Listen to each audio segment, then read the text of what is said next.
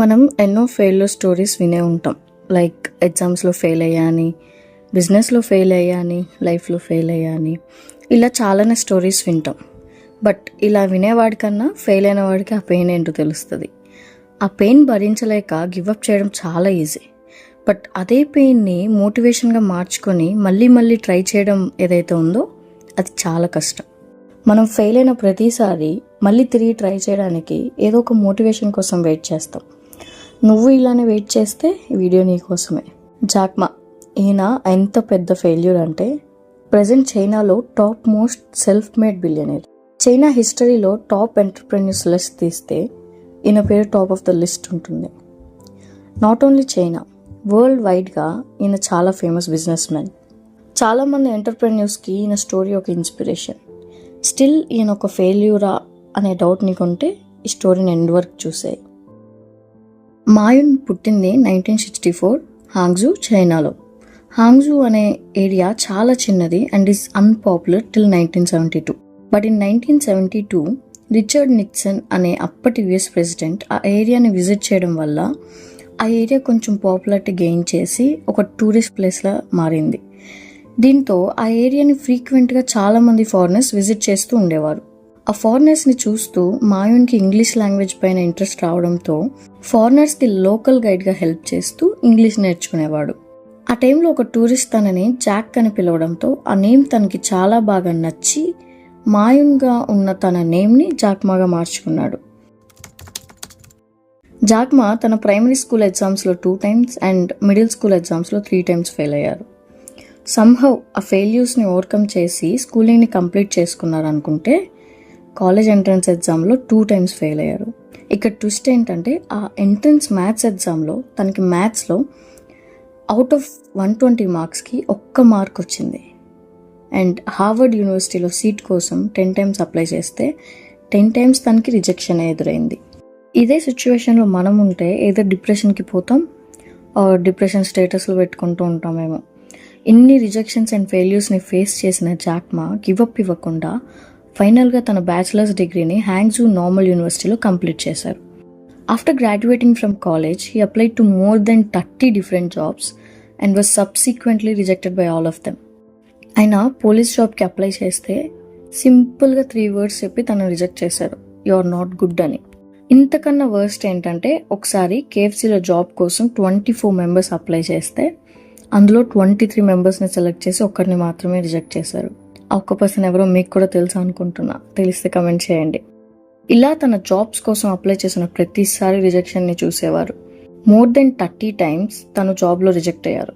ఈ రోజుల్లో జాబ్ రాలేదనో, ఎగ్జామ్లో ఫెయిల్ అయ్యారనో, ఇంట్లో తిట్టారనో, ఇలా ఎన్నో కైండ్ ఆఫ్ సిల్లీ రీజన్స్తో సూసైడ్లు చేసుకుంటున్న వాళ్ళు ఎంతోమంది. But Jack Ma stood strong in all of his failures. ఈ రిజెక్షన్స్ని ఫేస్ చేశాక ఆయన హ్యాంగ్జూ డియాన్జీ యూనివర్సిటీలో $12 per month శాలరీకి ఇంగ్లీష్ టీచర్గా జాబ్లో జాయిన్ అయ్యారు. ఇలా కొన్ని ఇయర్స్ జాబ్ చేస్తూ 1994లో హైబో ట్రాన్స్లేషన్ ఏజెన్సీ అనే ఒక చిన్న బిజినెస్ని స్టార్ట్ చేశారు. 1995లో జాక్మా ఆయన స్టార్ట్ చేసిన ట్రాన్స్లేషన్ ఏజెన్సీ ద్వారా ట్రాన్స్లేటర్గా యుఎస్కి వెళ్ళే ఛాన్స్ వచ్చింది. ఈ ఒక్క ట్రిప్ తన ఎంటైర్ లైఫ్ని చేంజ్ చేసేసింది. యుఎస్లో ఫస్ట్ టైం జాక్మా ఇంటర్నెట్ గురించి తెలుసుకున్నారు. ఆ టైంలో తను ఇంటర్నెట్లో బీర్ అని సెర్చ్ చేస్తే చాలా కంట్రీస్ బీర్ బ్రాండ్స్ వచ్చాయి, కానీ చైనా బ్రాండ్ రాలేదు. దీంతో జాక్మా చైనా బిజినెస్ని ఇంటర్నేషనల్ లెవెల్కి తీసుకుని వెళ్ళాలనుకున్నారు. యుఎస్ నుంచి రిటర్న్ వచ్చిన జాక్మాకి ఒక స్టార్టప్ని ఎలా బిల్డ్ చేయాలనే బేసిక్ ఐడియా కూడా లేకుండా తన అపార్ట్మెంట్లో తను, తన వైఫ్ కలిసి ఒక 17-member టీమ్తో అలీబాబా అనే ఒక కామర్స్ వెబ్సైట్ని డెవలప్ చేశారు. బట్ ఆ టైంలో చైనా పీపుల్కి ఆన్లైన్ కామర్స్ మీద ల్యాక్ ఆఫ్ నాలెడ్జ్ వల్ల డిస్బిలీఫ్ ఉండేది. సో దీనివల్ల అలీబాబా స్టార్ట్ చేసిన 3 years వరకు సింగిల్ రూపీ కూడా ఎర్న్ చేయలేదు. జాక్మా విజన్ అండ్ అలీబాబా పైన ఉన్న ట్రస్ట్తో జాక్మా తన ఎంప్లాయీస్కి శాలరీస్ ఇవ్వలేని పొజిషన్లో ఉన్నా కూడా his employees didn't leave his side. అదే ప్లేస్లో మీరుంటే will you wait patiently till you get the results? Let me know in the comments. Jack Ma and తన టీం కలిసి అలీబాబా కోసం డే అండ్ నైట్ వర్క్ చేసేవారు. ఎర్లీ 2000sలో అలీబాబాకి ఫండ్ రైజింగ్ కోసం silicon valley వెళ్తే more than 30 venture క్యాపిటలిస్ట్స్ అలీబాబాని reject చేశారు. But later on, Goldman socks and soft bank లాంటి VCs అలీబాబాలో invest చేసి encourage చేయడంతో అలీబాబాకి సక్సెస్ పాత్ క్రియేట్ అయింది. అలీబాబా సక్సెస్ చూసి ప్రీవియస్గా రిజెక్ట్ చేసిన వీసీస్ ఎంత పెద్ద ఆపర్చునిటీ మిస్ చేసుకున్నారని చాలా రిగ్రెట్గా ఫీల్ అయ్యారు.